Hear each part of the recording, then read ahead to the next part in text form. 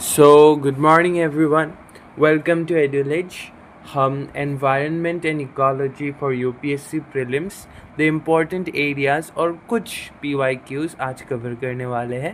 तो चलिए शुरू करते हैं क्योंकि आप लोगों के पास ज़्यादा टाइम नहीं है। तो let's start. Nature has enough resources to fulfill the needs of every person in this planet, but it does not have much to fulfill the greeds of our people.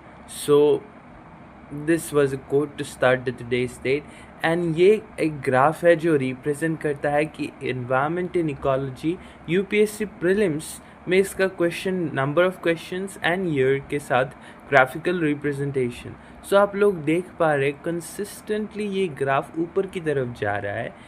So as opposed to our nifty, I'm sorry, but yeah, it's true. So let's move on to the next. Importance of environment in ecology. पहले तो ये crucial है क्योंकि ये significant है general studies paper 1 के लिए and UPSC mains में भी इनके बहुत सारे क्वेश्चंस आते हैं. So weightage in recent years on average 10 से 20 क्वेश्चंस आते हैं from this section and it has link with current affairs क्योंकि environment and ecology sustainable future के लिए बहुत ज़्यादा ज़रूरी है और इसके बारे में हमें करंट अफेयर्स में भी जानने को मिलता है. नेक्स्ट, स्मार्ट स्टडी अप्रोच रखना चाहिए आप लोगों को. स्टैटिक टॉपिक्स एनसीईआरटी ये सब देखिए, PIB, the Hindu, down to earth magazine, ये सब थोड़े एनवायरनमेंट की तरफ फोकस्ड है. I am not talking about this one is current affair related, but या down to earth magazine focuses on the sustainable part of our environment. Next BYQs ये तो करते ही रहिए आप लोग. नेक्स्ट, इकोलॉजी के बेसिक्स एक बार देख लेते हैं. Ecosystem and component. इकोसिस्टम के दो कंपोनेंट होते हैं broadly speaking, biotic and abiotic. जो एबायोटिक है वो नॉन लिविंग फैक्टर्स है और बायोटिक जो है वो लिविंग फैक्टर्स है. बायोटिक फैक्टर इंक्लूड प्रोड्यूसर जो प्लांट कंज्यूमर्स, हर्बीवोर्स, डिकम्पोजर ये सब है. And abiotic factors include the sunlight, temperature, water, soil and air. तो ये सारी कुछ बेसिक बातें हैं जो आपको NCERT समरी तो आप लोग पढ़ ही रहे होंगे, तो उसमें भी ये मैंशनड है. Next, energy flows through ecosystem इन अ फूड चेन. पहले प्रोड्यूसर, उसके बाद प्राइमरी कंज्यूमर, फिर सेकेंडरी कंज्यूमर, फिर टर्शियरी कंज्यूमर. ये सारे बातें आपको बहुत नाइव लग रही होगी, लेकिन at exam hall you might forget sometimes. So please don't panic in the exam hall. As energy moves up, 90% is lost at heat.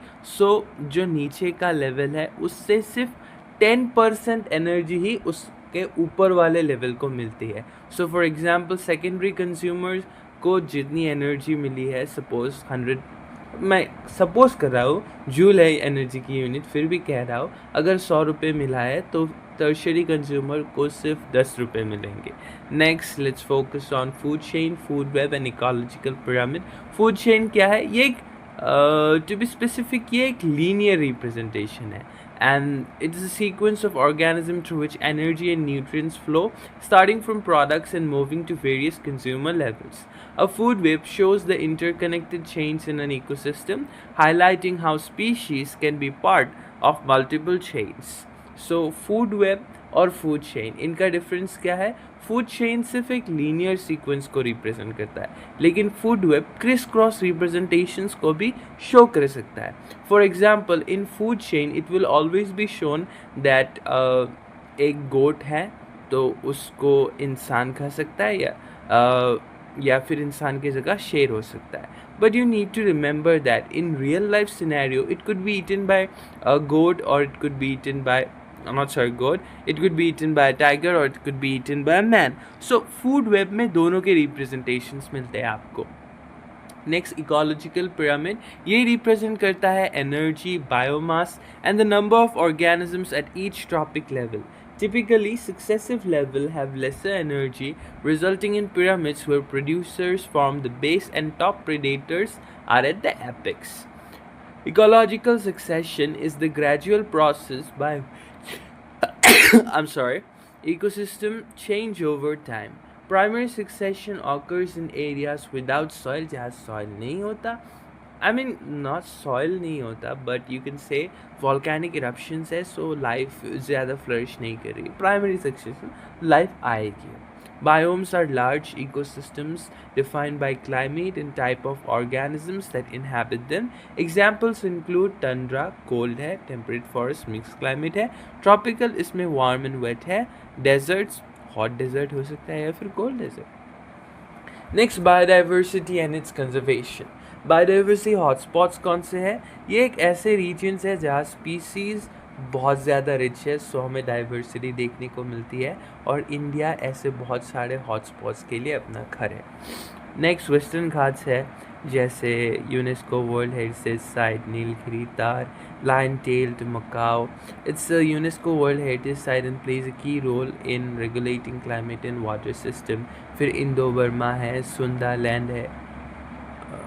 Next Indo, this hotspot covers parts of Myanmar, snub-nosed monkey and the Indian elephant. Sundaland including Nicobar Islands इसमें, Bay of Bengal है, part of Sundaland hotspots है.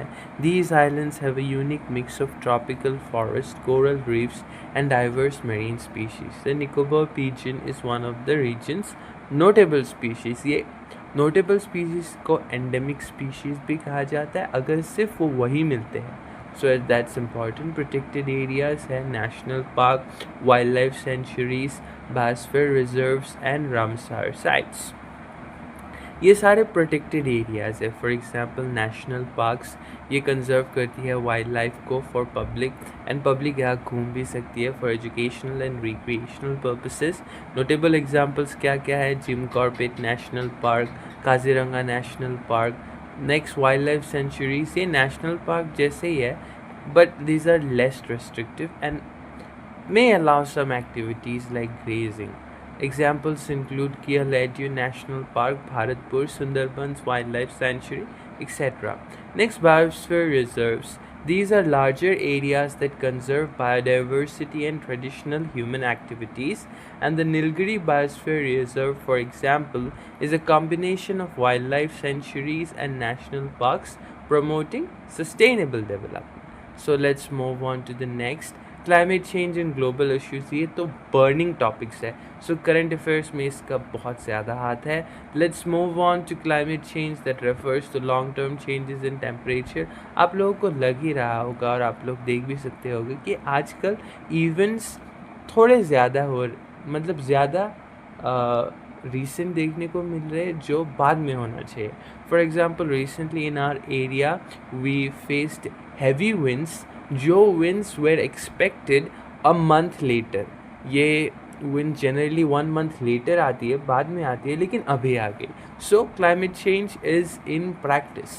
So this enhanced greenhouse effect तो आपको पता ही है. ये graph, I'm sorry, this image is also representing that कि greenhouse effect कैसे आता है. greenhouse gases is रेडिएशन एक गर्म करता है क्योंकि सनलाइट ट्रैप हो जाती है और बाहर नहीं जा पाती. This enhance greenhouse effect is causing global temperature to rise, जिसके वजह से आइस कैप्स मेल्ट हो रहे हैं, सी लेवल्स बढ़ रहे हैं, उसके कारण एक्सट्रीम वेदर इवेंट्स हो सकते हैं नहीं हो रहे हैं. Waste management and sustainable development goals क्या क्या है?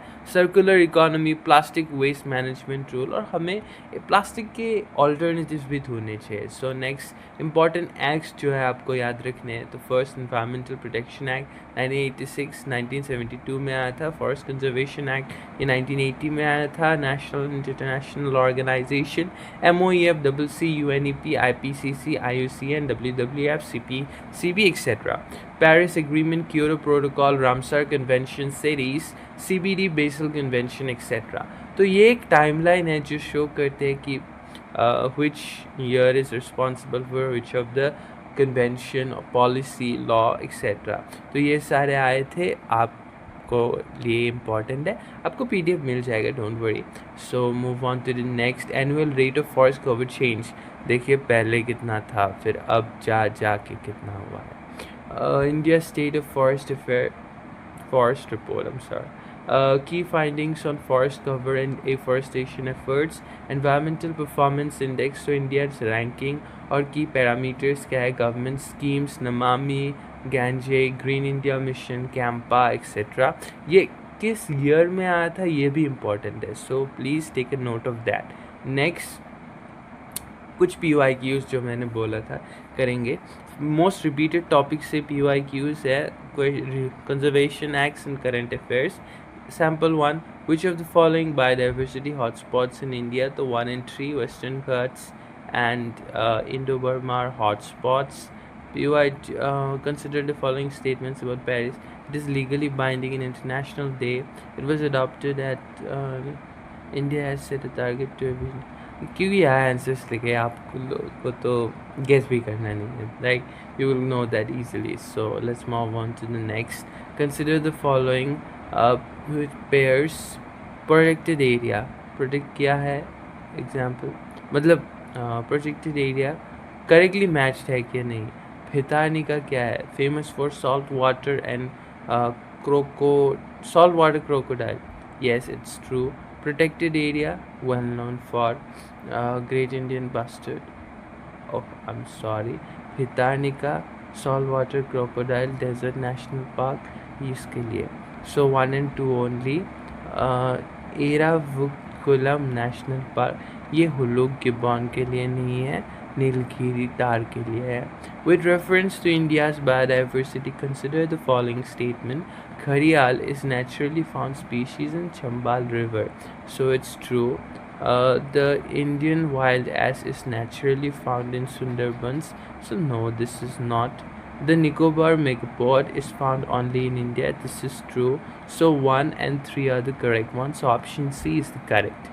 Let's move on to the next. Which of the following statement regarding the Intergovernmental Panel on Climate Change is correct? So इसके रिगार्डिंग करेक्ट तो ये है, आप लोगों को आंसर से भी पता लग गया होगा, पर फिर भी it provide scientific assessments on climate change to policy makers. ये IPCC का प्राइमरी ड्यूटी है, I would say. So they are responsible for this one. हमें ऐसे प्लान्स की ज़रूरत बहुत ज़्यादा नहीं है. क्यों नहीं है बता रहा हूँ, क्योंकि these plants, though useful, are not necessary for the primary sustenance of human being. Currently हमें वो plants बहुत ज़्यादा लगाने चाहिए which are highly I would say beneficial for the environment. ज़्यादा ऑक्सीजन रिलीज़ करते हैं, ह्यूमंस के लिए फूड की तरफ से भी न्यूट्रिशन प्रोवाइड करते हैं. So it's important. I am not saying that ये क्रॉप्स ग्रो, ये प्लांट्स मत लगाओ, बट या this enhances the beauty, but that is responsible even as food for other animals, while these are generally not. In context of mitigating climate change, what is the significance of the term carbon credit? तो ये है एक tradable permit to emit a certain amount of carbon dioxide, क्योंकि carbon dioxide का भी एक limit है, मतलब इतने तक nature can control it, but उसकी लेवल के बाद it's harmful for environment. Next question number 5. With reference to India's environmental protection, consider the following statement. पहला, 1986 was enacted in response to Stockholm Conference 1972, या फिर the Air Prevention and Control of Pollution Act 1981 was the first environmental law enacted in India. Next, which of the following is correct? So 1 he correct है. और इसका source भी मैंने यहाँ explanation outside दिया हुआ है. The wild life protection act 1972 was enacted before the Air Act.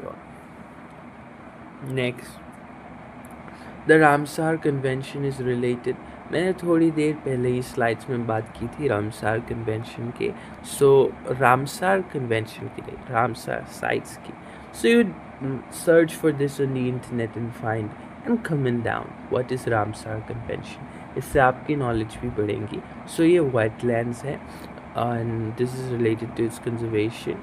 Next, success in UPSC is about smart preparation, not just hard work. So ये मेरी तरफ से आज के लिए इतना ही. Let's see you on the next video which will be coming soon, about 2 days later or even tomorrow also. Thank you. See you. Bye bye.